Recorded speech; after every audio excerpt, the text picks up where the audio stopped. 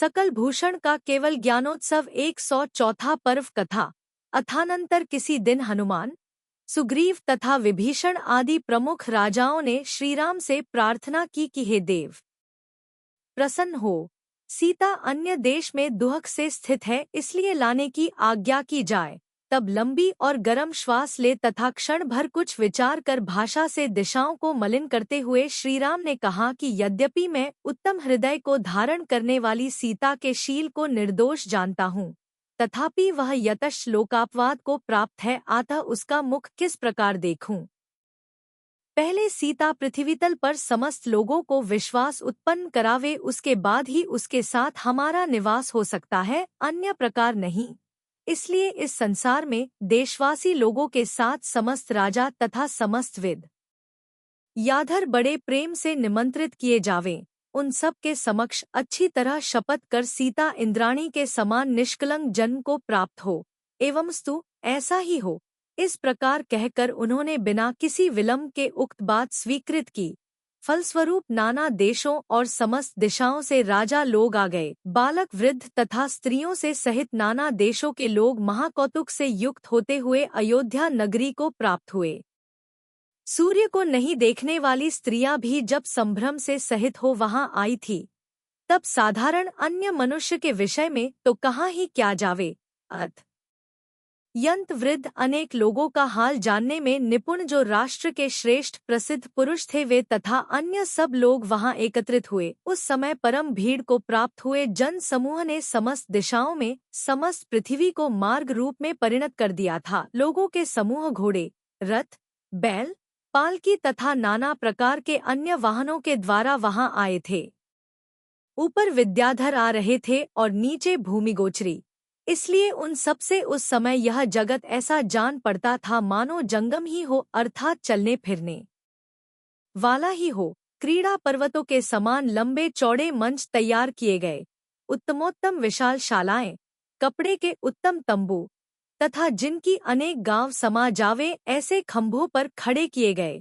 बड़े बड़े झरोखों से युक्त तथा विशाल मंडपों से सुशोभित महल बनवाए गए। उन सब स्थानों में स्त्रियां स्त्रियों के साथ और पुरुष पुरुषों के साथ इस प्रकार शपथ देखने के इच्छुक सब लोग यथायोग्य ठहर गए। राजाधिकारी पुरुषों ने आगंतुक मनुष्यों के लिए शयन आसन, तांबूल, भोजन तथा माला आदि के द्वारा सब प्रकार की सुविधा पहुंचाई थी। तदनंतर राम की आज्ञा से भामंडल, विभीषण, हनुमान, सुग्रीव, विराधित और रत्नजटी आदि बड़े बड़े बलवान राजा क्षण भर में आकाश मार्ग से पौंडरीकपुर गए। वे सब सेना को बाहर ठहरा कर अंतरंग लोगों के साथ सूचना देकर तथा अनुमति प्राप्त कर सीता के स्थान में प्रविष्ट हुए। प्रवेश करते ही उन्होंने सीता देवी का जय जयकार किया, पुष्पांजलि बिखेरी, हाथ जोड़ मस्तक से लगा चरणों में प्रणाम किया। सुंदर मणिमय फर्श से सुशोभित पृथ्वी पर बैठे और सामने बैठ विनय से नम्रीभूत हो क्रमपूर्वक वार्तालाप किया। तदनंतर संभाषण करने के बाद अत्यंत गंभीर सीता आंसुओं से नेत्रों को आच्छादित करती हुई अधिकांश आत्मनिंदा रूप वचन धीरे धीरे बोली। उसने कहा कि दुर्जनों के वचन रूपी दावानल से जले हुए मेरे अंग इस समय क्षीर सागर के जल से भी शांति को प्राप्त नहीं हो रहे हैं। तब उन्होंने कहा कि हे देवी, हे भगवती, हे उत्तमे, हे सौम्य, इस समय शोक छोड़ो और मन को प्रकृतिस्थ करो। संसार में ऐसा कौन प्राणी है जो तुम्हारे विषय में अपवाद करने वाला हो? वह कौन है जो पृथ्वी चला सके और अग्निशिखा का पान कर सके? सुमेरु पर्वत को उठाने का किसमें साहस है? चंद्रमा और सूर्य के शरीर को कौन मूर्ख जिह्वा से चाटता है? तुम्हारे गुण रूपी पर्वत को चलाने के लिए कौन समर्थ है? अपवाद से किसकी जिह्वा के 1000 टुकड़े नहीं होते?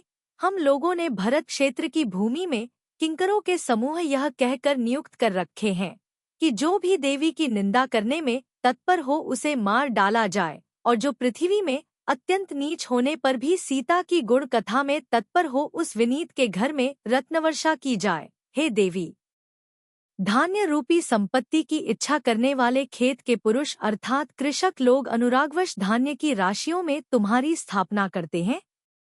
भावार्थ लोगों का विश्वास है कि धान्य राशि में सीता की स्थापना करने से अधिक धान्य उत्पन्न होता है। हे देवी, रामचंद्र जी ने तुम्हारे लिए यह पुष्पक विमान भेजा है, सो प्रसन्न होकर इस पर चढ़ा जाए और अयोध्या की ओर चला जाए। जिस प्रकार लता के बिना वृक्ष, दीप के बिना घर और चंद्रमा के बिना आकाश सुशोभित नहीं होते, उसी प्रकार तुम्हारे बिना राम, अयोध्या नगरी और देश सुशोभित नहीं होते। हे मैथिली, आज शीघ्र ही स्वामी का पूर्णचंद्र के समान मुख देखो। हे कोविदे, तुम्हें पति वचन अवश्य स्वीकृत करना चाहिए। इस प्रकार कहने पर सैकड़ों उत्तम स्त्रियों के परिकर के साथ सीता पुष्पक विमान पर आरूढ़ हो गई और बड़े वैभव के साथ वेग से आकाश मार्ग से चली। अथानंतर जब उसे अयोध्यानगरी दिखी, उसी समय सूर्य अस्त हो गया। अतः उसने चिंतातुर हो महेंद्रोदय नामक उद्यान में रात्रि व्यतीत की। राम के साथ होने पर जो उद्यान पहले उसके लिए अत्यंत मनोहर जान पड़ता था, वही उद्यान पिछली घटना स्मृत होने पर उसके लिए अयोग्य जान पड़ता था। अथानंतर सीता की शुद्धि के अनुराग से ही मानो जब सूर्य उदित हो चुका, किंकरों के समान किरणों से जब समस्त संसार अलंकृत हो गया, और शपथ से दुर्वाद के समान जब अंधकार भयभीत हो क्षय को प्राप्त हो गया, तब सीता राम के समीप चली। मन की अशांति से जिसकी प्रभा नष्ट हो गई थी, ऐसी हस्तिनी पर चढ़ी सीता सूर्य के प्रकाश से आलोकित पर्वत के शिखर पर स्थित महौषधि के समान यद्यपि निष्प्रभ थी, तथापि उत्तम स्त्रियों से घिरी उच्च भावना वाली दुबली पतली सीता ताराओं से घिरी चंद्रमा की कला के समान अत्यधिक सुशोभित हो रही थी। तदनंतर जिसे सब लोग वंदना कर रहे थे तथा जिसकी सब स्तुति कर रहे थे, ऐसी धीर वीरा सीता ने विशाल, गंभीर एवं विनय से स्थित सभा में प्रवेश किया। विषाद, विस्मय, हर्ष और क्षोभ से सहित मनुष्यों का अपार सागर बार बार यह शब्द कह रहा था कि वृद्धि को प्राप्त हो, जयवंत हो और समृद्धि से संपन्न हो। अहो, उज्ज्वल कार्य करने वाली श्रीमान राजा जनक की पुत्री सीता का रूप धन्य है, धैर्य धन्य है, पराक्रम धन्य है, उसकी कांति धन्य है, महानुभावता धन्य है और समागम से सूचित होने वाली इसकी निष्कलंकता धन्य है। इस प्रकार उल्लसित शरीरों को धारण करने वाले मनुष्यों और स्त्रियों के मुखों से दिग्दिगंत को व्याप्त करने वाले शब्द निकल रहे थे। आकाश में विद्याधर और पृथ्वी में भूमिगोचरी मनुष्य अत्यधिक कौतुक और टिमकार रहित नेत्रों से युक्त थे। अत्यधिक हर्ष से संपन्न कितनी ही स्त्रियां तथा कितने ही मनुष्य राम को टकटकी लगाए हुए उस प्रकार देख रहे थे जिस प्रकार की देव इंद्र को देखते हैं। कितने ही लोग राम के समीप में स्थित लवण और अंकुश को देखकर यह कह रहे थे कि अहो, ये दोनों सुकुमार कुमार इनके ही सदृश हैं। कितने ही लोग शत्रु का क्षय करने में समर्थ लक्ष्मण को, कितने ही शत्रुघ्न को, कितने ही भामंडल को, कितने ही हनुमान को, कितने ही विभीषण को, कितने ही विराधित को और कितने ही सुग्रीव को देख रहे थे। कितने ही आश्चर्य से चकित होते हुए जनकसुता को देख रहे थे। सो ठीक ही है, क्योंकि वह क्षण मात्र में अन्यत्र विचरण करने वाले नेत्रों की मानो वस्ती ही थी। तदनंतर जिसका चित्त अत्यंत आकुल हो रहा था, ऐसी सीता के पास जाकर तथा राम को देखकर माना था कि अब वियोगरूपी सागर का अंत आ गया है। आई हुई सीता के लिए लक्ष्मण ने अर्घ दिया तथा राम के समीप बैठे हुए राजाओं ने हड़बड़ाकर उसे प्रणाम किया। तदनंतर वेग से सामने आती हुई सीता को देखकर यद्यपि राम अक्षोभ्य पराक्रम के धारक थे, तथापि उनका हृदय कांपने लगा। वे विचार करने लगे कि मैंने तो इसे हिंसक जंतुओं से भरे वन में छोड़ दिया था, फिर मेरे नेत्रों को चुराने वाली यह यहाँ कैसे आ गई। अहो, यह बड़ी निर्लज्ज है तथा महाशक्ति से संपन्न है, जो इस तरह निकाली जाने पर भी विराग को प्राप्त नहीं होती। तदनंतर राम की चेष्टा देख शून्य हृदया सीता यह सोचकर विषाद करने लगी कि मैंने विरह रूपी सागर अभी पार नहीं कर पाया है। विरह रूपी सागर के तट को प्राप्त हुआ मेरा मनरूपी जहाज निश्चित ही विध्वंस को प्राप्त हो जाएगा, नष्ट हो जाएगा। ऐसी चिंता से वह व्याकुल हो उठी। क्या करना चाहिए, इस विषय का विचार करने में मूढ़ सीता पैर के अंगूठे से भूमि को कुरेदती हुई राम के समीप खड़ी थी। गौतम स्वामी कहते हैं कि उस समय राम के आगे खड़ी सीता ऐसी सुशोभित हो रही थी मानो शरीरधारिणी स्वर्ग की लक्ष्मी ही हो अथवा इंद्र के आगे मूर्तिमती लक्ष्मी ही खड़ी हो। तदनंतर राम ने कहा कि सीते, सामने क्यों खड़ी है? दूर हट, मैं तुम्हें देखने के लिए समर्थ नहीं हूँ। मेरे नेत्र मध्याह्न के समय सूर्य की किरण को अथवा आशी विसर्प के मणि की शिखा को देखने के लिए अच्छी तरह उत्साहित है, परंतु तुझे देखने के लिए नहीं। तू रावण के भवन में कई मास तक उसके अंतःपुर से आवृत होकर रही, फिर भी मैं तुम्हें ले आया, सो यह सब क्या मेरे लिए उचित था? तदनंतर सीता ने कहा कि तुम्हारे समान निष्ठुर कोई दूसरा नहीं है। जिस प्रकार एक साधारण मनुष्य उत्तम विद्या का तिरस्कार करता है, उसी प्रकार तुम मेरा तिरस्कार कर रहे हो। हे वक्रहृदय, दोहला के बहाने वन में ले जाकर मुझ गर्भिणी को छोड़ना क्या तुम्हें उचित था? यदि मैं वहां कुमरण को प्राप्त होती तो इससे तुम्हारा क्या प्रयोजन सिद्ध होता? केवल मेरी ही दुर्गति होती। यदि मेरे ऊपर आपका थोड़ा भी सद्भाव होता अथवा थोड़ी भी कृपा होती तो मुझे शांतिपूर्वक आरिकाओं की वस्ती के पास ले जाकर क्यों नहीं छोड़ा? यथार्थ में अनाथ, अबंधु, दरिद्र तथा अत्यंत दुखी मनुष्यों का यह जिनशासन ही परम शरण है। हे राम, यहाँ अधिक कहने से क्या? इस दशा में भी आप प्रसन्न हो और मुझे आज्ञा दें। इस प्रकार कहकर वह अत्यंत दुखी हो रोने लगी। तदनंतर राम ने कहा कि हे देवी, मैं तुम्हारे निर्दोषशील पातिव्रत्य धर्म एवं अभिप्राय की उत्कृष्ट विशुद्धता को जानता हूँ, किंतु यतश तुम लोगों के द्वारा इस प्रकट भारी अपवाद को प्राप्त हुई हो, आथा स्वभाव से ही कुटिल चित्त को धारण करने वाली इस प्रजा को विश्वास दिलाओ, इसकी शंका दूर करो। तब सीता ने हर्षयुक्त हो एवं स्तु कहते हुए कहा कि मैं पांचों ही दिव्य शब्दों से लोगों को विश्वास दिलाती हूँ। उसने कहा कि हे नाथ, मैं उस कालकूट को पी सकती हूँ जो विषों में सबसे अधिक विषम है तथा जिसे सूंघकर आशीविष सर्प भी तत्काल भस्मपने को प्राप्त हो जाता है। मैं तुला पर चढ़ सकती हूँ अथवा भयंकर अग्नि की ज्वाला में प्रवेश कर सकती हूँ अथवा जो भी शपथ आपको अभीष्ट हो उसे कर सकती हूँ। क्षण भर विचार कर राम ने कहा कि अच्छा, अग्नि में प्रवेश करो। इसके उत्तर में सीता ने बड़ी प्रसन्नता से कहा कि हाँ, प्रवेश करती हूँ। इसने मृत्यु स्वीकृत कर ली। यह विचार कर नारद विदीर्ण हो गया और हनुमान आदि राजा शोक के भार से पीड़ित हो उठे। माता अग्नि में प्रवेश करना चाहती है, यह निश्चय कर लवण और अंकुश ने बुद्धि में अपनी भी उसी गति का विचार कर लिया, अर्थात हम दोनों भी अग्नि में प्रवेश करेंगे, ऐसा उन्होंने मन में निश्चय कर लिया। तदनंतर महाप्रभाव से संपन्न एवं बहुत भारी हर्ष को धारण करने वाले सिद्धार्थ क्षुल्लक ने भुजा ऊपर उठाकर कहा कि सीता के शीलव्रत का देव भी पूर्ण रूप से वर्णन नहीं कर सकते, फिर क्षुद्र प्राणियों की तो कथा ही क्या है। हे राम, मेरु पाताल में प्रवेश कर सकता है और समुद्र सूख सकते हैं, परंतु सीता के शीलव्रत में कुछ चंचलता उत्पन्न नहीं की जा सकती। चंद्रमा सूर्य अपने को प्राप्त हो सकता है और सूर्य चंद्र अपने को प्राप्त कर सकता है, परंतु सीता का अपवाद किसी भी तरह सत्यता को प्राप्त नहीं हो सकता। मैं विद्याबल से समृद्ध हूँ और मैंने पांचों मेरु पर्वतों पर स्थित शाश्वत कृत्रिम चैत्यालयों में जो जिन प्रतिमाएं हैं उनकी वंदना को है। हे राम, मैं जोर देकर कहता हूँ कि यदि सीता के शील में थोड़ी भी कमी है तो मेरी वह दुर्लभ वंदना निष्फलता को प्राप्त हो जाए।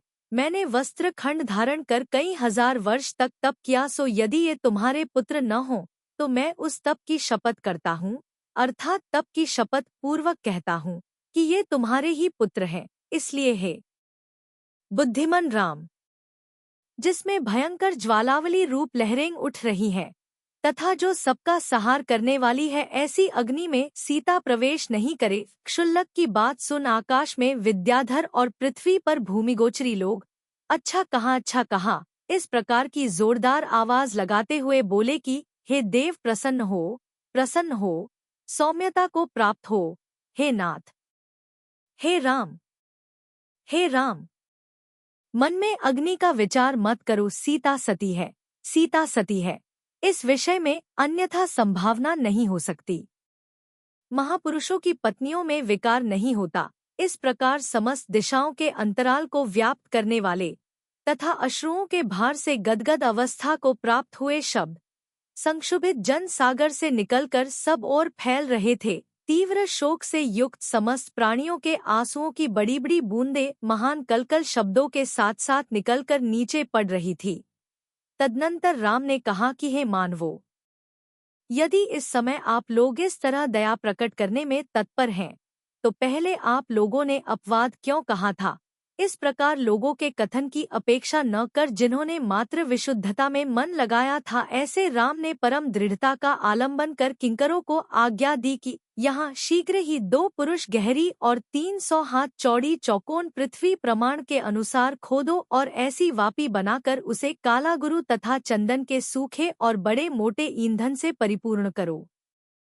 तदनंतर उसमें बिना किसी विलंब के ऐसी अग्नि प्रज्वलित करो कि जिसमें अत्यंत तीक्ष्ण ज्वालाएं निकल रही हों तथा जो शरीरधारी साक्षात मृत्यु के समान जान पड़ती हो। तदनंतर बड़े बड़े कुदाले जिनके हाथ में थे तथा जो यमराज के सेवकों से भी कहीं अधिक थे, ऐसे सेवकों ने जो आज्ञा कहकर राम की आज्ञानुसार सब काम कर दिया। अथानंतर जिस समय राम और सीता का पूर्वोक्त संवाद हुआ था तथा किंकर लोग जिस समय अग्नि प्रज्वालन का भयंकर कार्य कर रहे थे, उसी समय से लगी हुई रात्रि में सर्वभूषण मुनिराज महेंद्रोदय उद्यान की भूमि में तम ध्यान कर रहे थे। सो पूर्व वैर के कारण विद्युद्वक्त्रा नाम की राक्षसी ने उन पर महान उपसर्ग किया। तदनंतर राजा श्रेणिक ने गौतम स्वामी से इनके पूर्व वैर का संबंध पूछा। सो गंधर्व भगवान बोले कि हे नरेंद्र, सुनो, विजयार्थ पर्वत की उत्तर श्रेणी में सर्वत्र सुशोभित गुंजा नामक नगर में एक सिंहविक्रम नामक राजा रहता था। उसकी रानी का नाम श्री था और उन दोनों का सकलभूषण नाम का पुत्र था। सकलभूषण की 800 स्त्रियां थीं। उनमें किरणमंडला प्रधान स्त्री थी। शुद्ध हृदय को धारण करने वाली किरणमंडला ने किसी समय सपत्नियों के कहने पर चित्रपट में अपने मामा के पुत्र हिमशिख का रूप लिखा। उसे देख राजा सहसा परम कोप को प्राप्त हुआ, परंतु अन्य पत्नियों के कहने पर वह पुनः प्रसन्नता को प्राप्त हो गया। पतिव्रता किरणमंडला किसी समय हर्ष सहित अपने पति के साथ सोई हुई थी। सो सोते समय प्रमाद के कारण उसने बार बार हेमरत का नाम उच्चारण किया, जिसे सुनकर राजा अत्यंत कुपित हुआ और कुपित होकर उसने वैराग्य धारण कर लिया। उधर किरणमंडला भी साध्वी हो गई और मरकर विद्युद्वक्त्रा नाम की राक्षसी हुई। जब सकलभूषण मुनि भिक्षा के लिए भ्रमण करते थे, तब वह दुष्ट राक्षसी कुपित हो अंतराय करने में तत्पर हो जाती थी। कभी वह मत्त हाथी का बंधन तोड़ देती थी, कभी घर में आग लगा देती थी, कभी रज की वर्षा करने लगती थी, कभी घोड़ा अथवा बैल बनकर उनके सामने आ जाती थी और कभी मार्ग को कंटकों से आवृत कर देती थी, कभी प्रतिमायोग से विराजमान मुनिराज को घर में संधि फोड़कर उसके आगे लाकर रख देती थी और यह कहकर पकड़ लेती थी कि यही चोर है। तब हल्ला करते हुए लोगों को भीड़ उन्हें घेर लेती थी। कुछ परमार्थ से विमुख लोग उनका अनादर कर उसके बाद उन्हें छोड़ देते थे। कभी आहार कर जब बाहर निकलने लगते, तब आहार देने वाली स्त्री का हार इनके गले में बांध देती और कहने लगती कि यह चोर है। इस प्रकार अत्यंत क्रूर हृदय को धारण करने वाली वह पापिनी राक्षसी निर्वेद से रहित हो सदा एक से बढ़कर उपसर्ग करती रहती थी।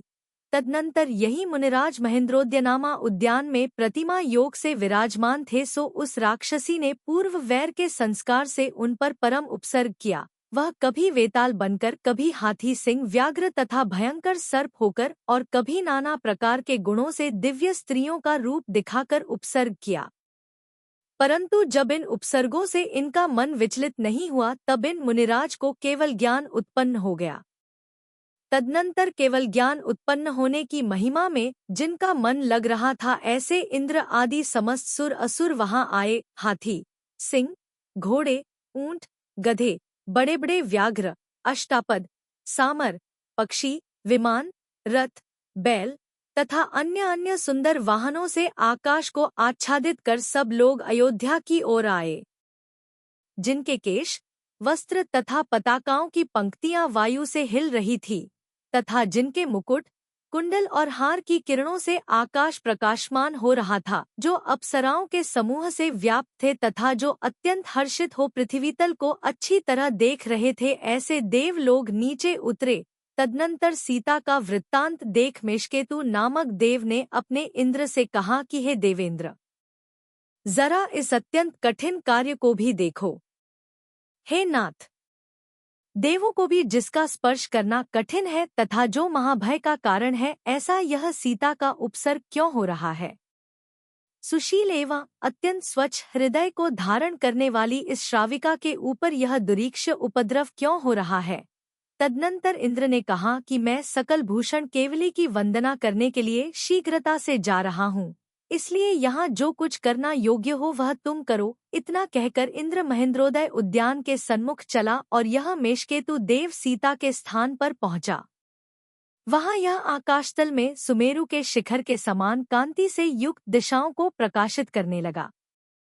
विमान के शिखर पर स्थित हुआ। गौतम स्वामी कहते हैं कि उस विमान की शिखर पर सूर्य के समान सुशोभित होने वाले उस मेषकेतु देव ने वहीं से सर्वजन मनोहारी राम को देखा। इस प्रकार आर्ष नाम से प्रसिद्ध श्रीर्विषेणाचार्य द्वारा कथित श्रीपद्म पुराण में सकल भूषण के केवल ज्ञानोत्सव में देवों के आगमन का वर्णन करने वाला 104वां पर्व समाप्त हुआ।